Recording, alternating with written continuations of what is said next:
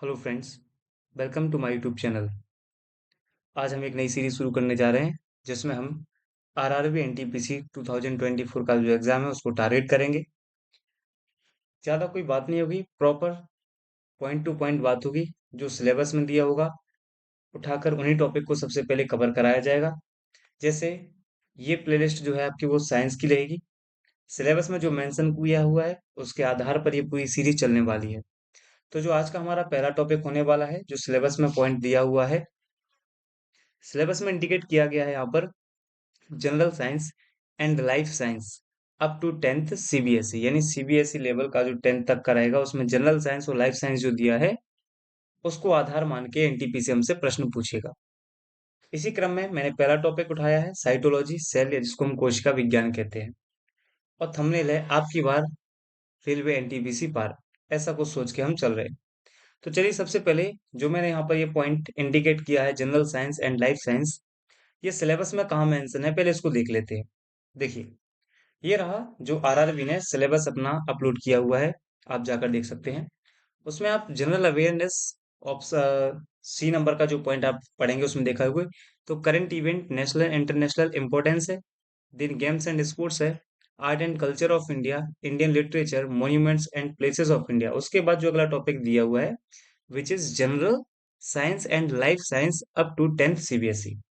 तो साइंस में पहले मैंने यहाँ से ये टॉपिक पुट किया है, और जितने भी सिलेबस में ये पॉइंट दिए गए हैं इन्हीं सारे पॉइंट्स को मैं कवर करके प्लेलिस्ट बनाता चला जाऊंगा। और जो जनरल अवेयरनेस से प्रश्न आने हैं सीबीटी 1 और सीबीटी 2 में, उनको हम काफी अच्छे तरीके से कवर कर पाएंगे। यहाँ पर जो सिनेरियो रहेगा इन सीरीज को ले जाने का वो ये है, सबसे पहले हम डिटेल में थ्योरी डिस्कस करेंगे, और हर एक टॉपिक के बाद उससे बनने वाले एमसीक्यू या प्रीवियस ईयर एग्जाम्स में जो भी प्रश्न पूछे गए उस पर्टिकुलर टॉपिक से, चाहे वो एनटीपीसी हो, चाहे वो ग्रुप डी हो या आरपीएफ हो, तो उनको भी उसमें पुट किया जाएगा, ताकि आप समझ पाएंगे कि उस टॉपिक पर्टिकुलर टॉपिक से किस नेचर से एग्जामिनर जो है प्रश्न पूछ रहा है।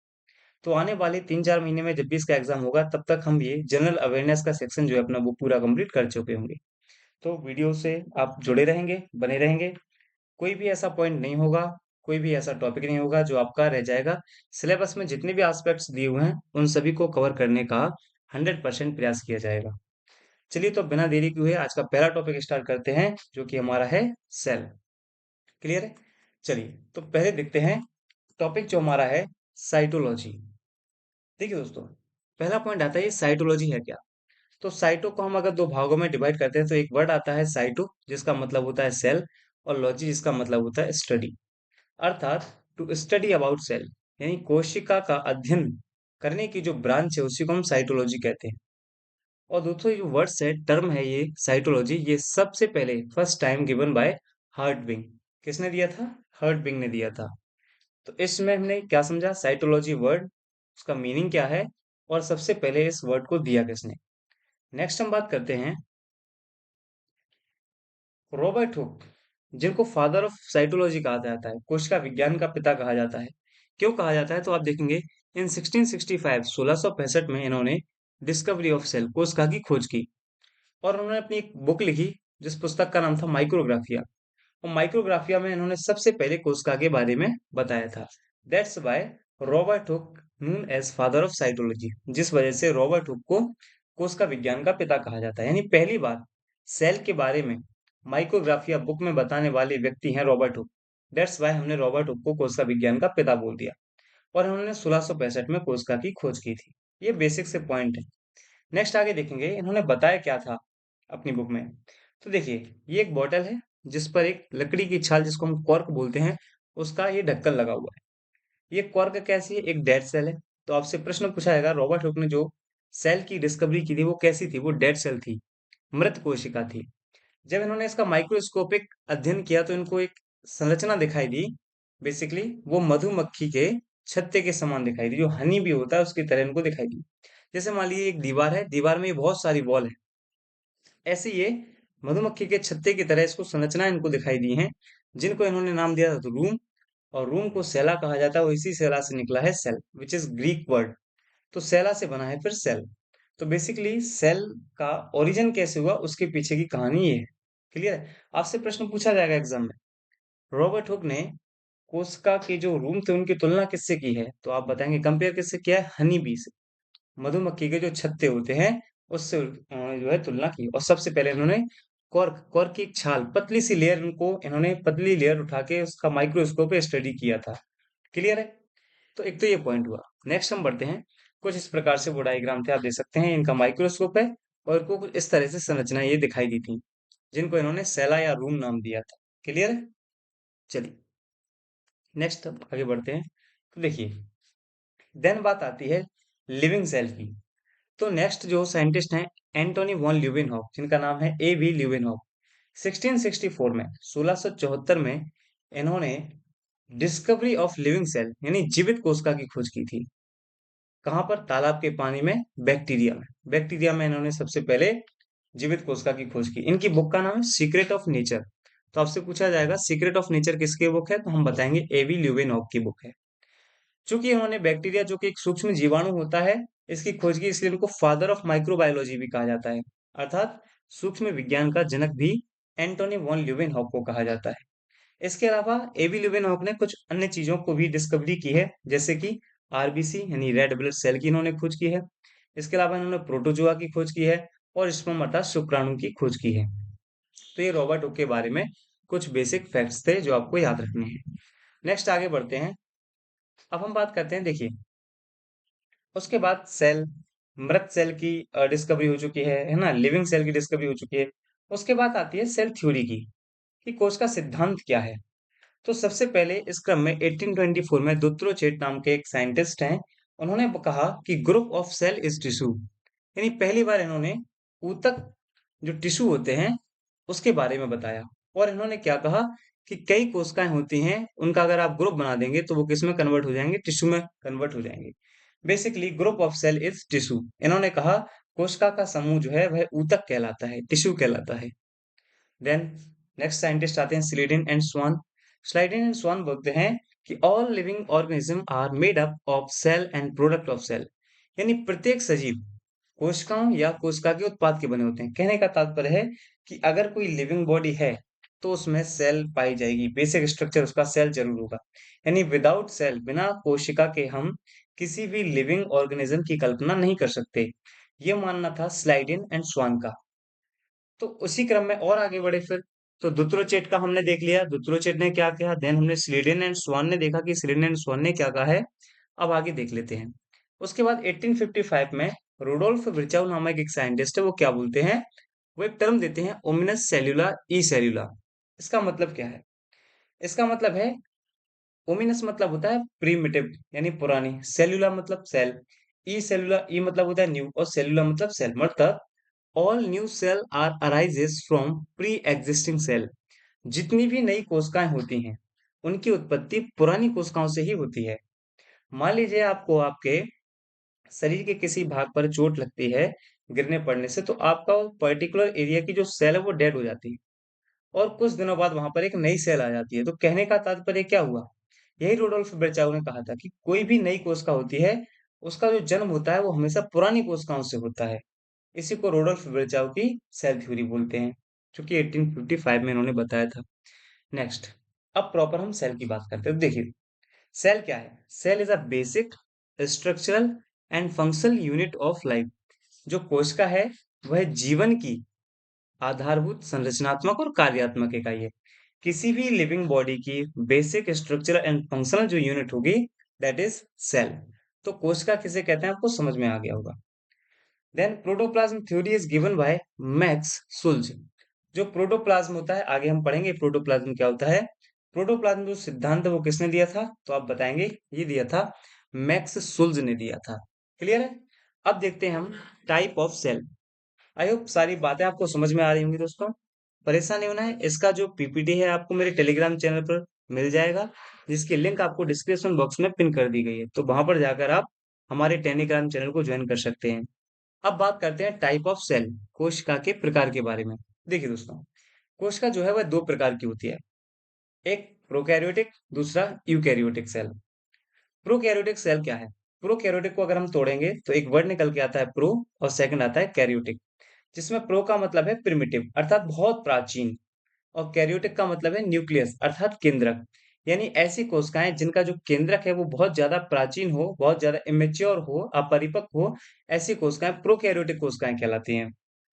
यूकैरियोटिक में हम देखते हैं तो यू का मतलब है यहाँ पर न्यू से, और कैरियोटिक का मतलब आती है न्यूक्लियस। यानी ऐसी कोशिका जिसका केंद्र कैसा हो, न्यू हो, वेल डेवलप्ड हो, डिफाइंड हो, उसको हम बोलते हैं यूकैरियोटिक सेल्स।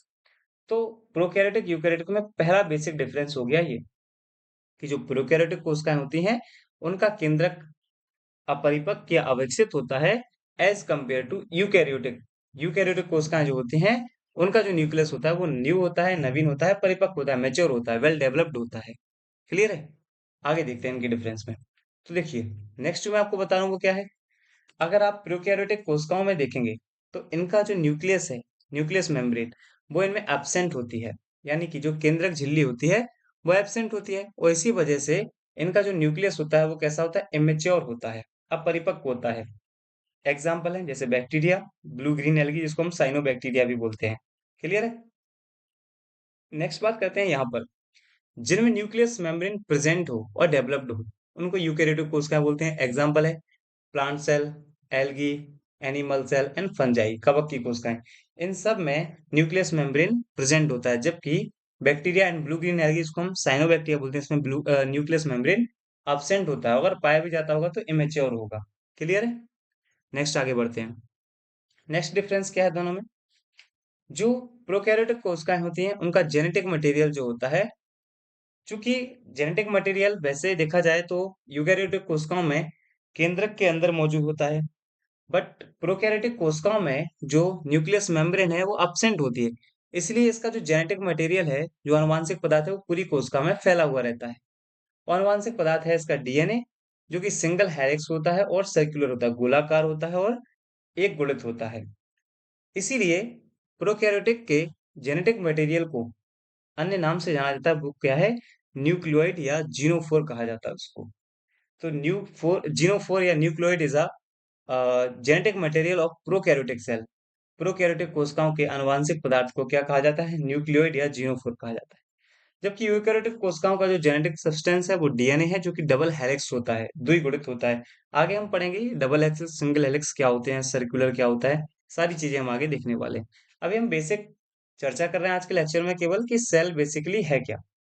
अब देखिए ये डिफरेंस है दोनों में, प्रोकैरियोटिक सेल में और यूकैरियोटिक सेल में। जैसे हिस्टोन प्रोटीन प्रोकैरियोटिक कोशिकाओं में नहीं पाए जाते हैं, यूकैरियोटिक में पाए जाते हैं। माइटोकॉन्ड्रिया प्रोकैरियोटिक में नहीं पाए जाते हैं, यूकैरियोटिक में पाए जाते हैं। एंडोप्लाज्मिक रेटिकुलम प्रोकैरियोटिक कोशिकाओं में नहीं पाया जाता है, यूकैरियोटिक में पाया जाता है। लाइसोसोम प्रोकैरियोटिक में नहीं पाया जाता है, यूकैरियोटिक में पाया जाता है। Golgi bodies again absent presence. Ribosome दोनों में ही पाए जाते हैं, बट प्रोकैरियोटिक कोशिकाओं में होते हैं 70s टाइप के, और यूकैरियोटिक में होते हैं 80s टाइप के राइबोसोम। वहीं अगर हम सेलुलर रेस्पिरेशन की बात करेंगे, कोशिकीय श्वसन की बात करेंगे, तो प्रोकैरियोटिक में होते हैं मीजोसोम्स श्वसन करने के लिए। वहीं यूकैरियोटिक में होती है माइटोकॉन्ड्रिया। आगे हम डिटेल में माइटोकॉन्ड्रिया को पढ़ेंगे। तो ये बेसिक डिफरेंस हो जाते हैं प्रोकैरियोटिक और यूकैरियोटिक स्तर पर, उनके लेवल पे, कि बेसिकली क्या प्रोकैरियोटिक कोशिकाएं हैं और क्या यूकैरियोटिक कोशिकाएं हैं। आई होप ये सारी बातें आपको क्लियर होंगी। नेक्स्ट आगे बढ़ते हैं फ्रेंड्स हम। सबसे पहले अब बात करते हैं सेल वॉल के बारे में, कोशिका भित्ति के बारे में। देखिए दोस्तों, जो बैक्टीरिया होते हैं उनकी जो कोशिका भित्ति होती है वो पेप्टिडोग्लाइकन की बनी होती है। पेप्टिडोग्लाइकन का मतलब है इसमें अमीनो एसिड, मोइमरिक एसिड पाया जाएगा, साथ में कार्बोहाइड्रेट पाया जाएगा। बेसिकली कहना ये चाहते हैं कि जितने भी जीवाणु होते हैं उनकी जो कोशिका भित्ति होती है उनमें अमीनो एसिड, न्यूरामिक एसिड और कार्बोहाइड्रेट पाए जाते हैं। इन सब का कॉम्बिनेशन ही कहलाता है पेप्टिडोग्लाइकन। इसके अलावा जो प्लांट सेल होती है उसकी कोशिका भित्ति है वो सेल्यूलोज या हेमी सेल्यूलोज की बनी होती है। एल्गी की जो है सेल वॉल वो सेल्यूलोज या गैलेक्टॉन्स की बनी होती है। फंजाई की जो सेल वॉल है वो काइटिन की बनी होती है। और एनिमल में हम सब जानते हैं सेल वॉल एब्सेंट होती है, यानी जंतु कोशिकाओं में कोशिका भित्ति अनुपस्थित होती है। सेल वॉल क्या करती है, ये प्रोटेक्शन प्रोवाइड करती है हमारी कोशिका को। तो किसी भी कोशिका का वह बाहरी आवरण, वह बाहरी कठोर आवरण जो कोशिका को सुरक्षा प्रदान करता हो, विच इज सेल वॉल, उसको हम कोशिका भित्ति कहते हैं। नेक्स्ट हम बात करते हैं सेल ऑर्गन के बारे में। कौन कौन से सेल ऑर्गन हमारी कोशिकाओं में पाए जाते हैं। तो there are three type of cell organs. हम 3 कैटेगरी में सारे सेल ऑर्गन को डिवाइड कर देते हैं। कैसे-कैसे? हम बात डिवाइड करते हैं मेम्ब्रेन के आधार पर। ऐसी कोशिकाएँ अंग होंगे जिनकी सिंगल मेम्ब्रेन होगी इनमें, कुछ ऐसे कोशिकांग होते हैं जिनमें डबल मेम्ब्रेन होती है और कुछ ऐसे सेल ऑर्गेनल होते हैं जिनके अंदर मेम्ब्रेन होती ही नहीं है, अर्थात मेम्ब्रेन लेस होते हैं। अब सिंगल मेम्ब्रेन वाले जो सेल ऑर्गन है वो कौन-कौन से हैं? तो गोल्गी का है, गोल्गी बॉडीज, एंडोप्लाज्मिक रेटिकुलम जिसको हम अंतःप्रदव्य जालिका बोलते हैं, देन वैक्यूल्स जिनको हम रिक्तकाएँ बोलते हैं और लाइसोसोम। ये सभी सिंगल मेम्ब्रेन वाले सेल ऑर्गन हैं, कोशिकांग हैं। अब डबल मेम्ब्रेन वाले केवल 3 नाम आपको याद रखने हैं, माइटोकॉन्ड्रिया, क्लोरोप्लास्ट एंड न्यूक्लियस। मतलब सूत्रकणिका, क्लोरोप्लास्ट और केंद्रक ये तीनों डबल मेम्ब्रेन होते हैं। वहीं आप बात करोगे मेम्ब्रेन लेस की तो राइबोसोम, सेंट्रोसोम एंड माइक्रोट्यूब्स ये मेम्ब्रेन लेस होते हैं। तो इस प्रकार से आप देखेंगे 4 कोशिकांग ये, 3 ये, 7, 8, 9, 10 हमें लगभग 10 से 12 कोशिकांग पढ़ने रहेंगे। क्लियर है? चलिए, अब इसी के क्रम में हम सबसे पहले बात करते हैं सेल वॉल के बारे में, कोशिका भित्ति के बारे में। कोशिका भित्ति को दोस्तों सबसे पहले खोजा रॉबर्ट हुक ने, जिन्होंने कोशिका की खोज की थी। और इन्होंने बताया था कि जो आउटर कवरिंग ऑफ सेल है वही सेल वॉल कहलाती है, यानी कोशिका की जो बाह्य परत होती है उसको कोशिका भित्ति कहा। और इसका काम क्या है? तो to provide shape, size and production of cell, यानी हमारे कोशिका को आकार, आकृति एवं सुरक्षा प्रदान करना। ये किसका काम है? सेल वॉल का। अगर आप बात करोगे तो मैं पहले बता चुका हूँ आपको कि जो बैक्टीरिया है उसकी पेप्टिडोग्लाइकन की, एल्गी की बता चुका हूँ, प्लांट फंजाई की, और there is no cell wall present in animal, जंतु में किसी प्रकार की कोई कोशिका भित्ति नहीं पाई जाती है। ये सारे पॉइंट आपको सेल वॉल के क्रम में याद रखने हैं। क्लियर है? नेक्स्ट आगे बढ़ते हैं। अब बात करते हैं हम सेल मेम्ब्रेन की। दोस्तों इस डायग्राम को आप गौर से देखिए। ये हमारी टोटल कोशिका है। इसमें बात हो रही है सेल मेम्ब्रेन की। बेसिकली सेल मेम्ब्रेन जिसको हम प्लाज्मा मेम्ब्रेन के नाम से भी जानते हैं, आगे देखने वाले हैं। ये बेसिकली आप देखोगे सबसे पहले कि इसकी खोज किसने की। तो हु डिस्कवर्ड सेल मेम्ब्रेन? आपका जवाब हुआ Grendel. Grendel discovered cell membrane on RBC cell. कहां पर इन्होंने खोजा था? तो आरबीसी की कोशिकाओं में इन्होंने सबसे पहले किसको देखा था? कोशिका झिल्ली को देखा था, सेल मेम्ब्रेन को देखा था। ये सेल मेम्ब्रेन का डायग्राम है। आउटसाइड सेल, ये इनसाइड सेल है। इसमें कुछ प्रोटीन के मॉलिक्यूल्स आपको दिखाई दे रहे होंगे। ये प्रोटीन के मॉलिक्यूल हैं। इनके अंदर लेयर पाई जाती है, इसको बोलते हैं हम फॉस्फोलिपिड बाइलेयर, यानी ये द्विपरत वाले होते हैं और ये फॉस्फोलिपिड के बने होते हैं। क्लियर है? इनमें कार्बोहाइड्रेट चेन आपको देखने को मिलेगी, प्रोटीन चेन देखने को मिलेगी और प्रोटीन के मॉलिक्यूल्स आपको देखने को मिलेंगे। साथ में कुछ आपको सेंट्रीओल्स भी देखने को मिलेंगे। तो ये सारी बातें आपको याद रखनी है कि प्लाज्मा मेम्ब्रेन में या सेल मेम्ब्रेन में क्या-क्या स्ट्रक्चर में क्या-क्या पाया जाएगा। क्लियर है जी? आगे देखिए। ये हम देखते हैं सेल है हमारी, एनिमल सेल और प्लांट सेल है ये। अब सबसे पहले हम बात करते हैं सेल मेम्ब्रेन के नेम की। अन्य नाम अगर इसे आपके देखेंगे तो इसका वो प्लाज्मा मेम्ब्रेन, प्लाज्मा लेमा कहा जाता है, यूनिट सेल कहा जाता है, आगे आपको और भी मिलेंगे। आप देखेंगे plant cell consist of outer membrane as cell membrane, inner membrane as plasma membrane. मतलब ये कहना चाहते हैं कि जो पादप कोशिका होती है उसकी बाह्य परत कोशिका झिल्ली और आंतरिक परत प्लाज्मा झिल्ली कहलाती है। तो ये देखिए ये सेल मेम्ब्रेन है, ये प्लाज्मा मेम्ब्रेन है। तो ये दो परत हैं, एक येलो कलर से, एक ब्लू कलर से, यहाँ पे मैंने आपको बताया हुआ है। आगे बात करेंगे animal cell has only one cover which is called cell membrane. लेकिन जंतु कोशिका में केवल एक ही परत होती है। नहीं बताया ना मैं? पादप कोशिका में दो लेयर होती हैं, एक को प्लाज्मा मेम्ब्रेन कहा, एक को सेल मेम्ब्रेन कहा। लेकिन जो हमारा एनिमल सेल है, जंतु कोशिका, उसमें ओनली सिंगल जो है लेयर होती है, एक ही कवर होता है जिसको हमने सेल मेम्ब्रेन कहा है। उसको हम क्या बोलते हैं? कोशिका झिल्ली कहते हैं। नेक्स्ट, जो सेल मेम्ब्रेन है वो कैसी होती है? It is a semi permeable, ये अर्ध पारगम्य होती है, यानी कुछ चीजों को अपने अंदर से जाने देगी, कुछ को ये रोक लेगी, कुछ के लिए ऑब्स्टिकल्स का काम करेगी, अवरोधक का कार्य करती है। इसीलिए इसको कहा जाता है सिलेक्टिवली परमिएबल मेम्ब्रेन, चयनात्मक पारगम्य झिल्ली, जो चयन यानी चूज करके ये चीजों को अपने भीतर से एंटर होने देती है। इसलिए इसको चयनात्मक पारगम्य झिल्ली कहा जाता है। Which is made up by phospholipid. किसकी बनी होती है? तो अभी मैंने डायग्राम में भी आपको बताया था, ये फॉस्फोलिपिड की बनी होती है। दूसरा ये बाई लेयर्ड स्ट्रक्चर है, देख रहे हैं ना येलो कलर से ग्रीन। तो ये दोहरी झिल्ली का एक संरचना है। इसकी थिकनेस को दोस्तों प्लाज्मा मेम्ब्रेन, जो प्लाज्मा झिल्ली की मोटाई है वो 75 एंगस्ट्रॉम होती है या 7.5 नैनोमीटर होता है। या 0.0075 माइक्रोमीटर होगा, जो भी आपसे पूछा जाए एंगस्ट्रॉम में, नैनोमीटर में या माइक्रोमीटर में। इसमें कुछ आपको ये पार्टिकल्स दिखाई दे रहे होंगे, जिनमें एक हिस्सा होता है हेड और दूसरा होता है टेल। जो इनका हेड वाला भाग होता है वो हाइड्रोफोबिक होता है, जबकि जो टेल वाला है जो हाइड्रोफिलिक होता है। ठीक है, तो ये आपको सारे पॉइंट याद रखने हैं। नेक्स्ट हम बात करते हैं इन plasmalemma of animal cell. जंतु कोशिका की जो प्लाज्मा झिल्ली होती है उसमें 52% क्या पाया जाता है, लिपिड पाया जाता है। 8% इसमें आपको कार्बोहाइड्रेट देखने को मिलेगा और 40% आपको देखने को मिलेगा प्रोटीन। यानी अगर आपसे पूछा जाएगा कोशिका झिल्ली या प्लाज्मा झिल्ली का कंपोजिशन क्या है, तो आप बताएंगे 52% इसमें लिपिड है, 8% इसमें कार्बोहाइड्रेट है एवं 40% इसमें प्रोटीन है।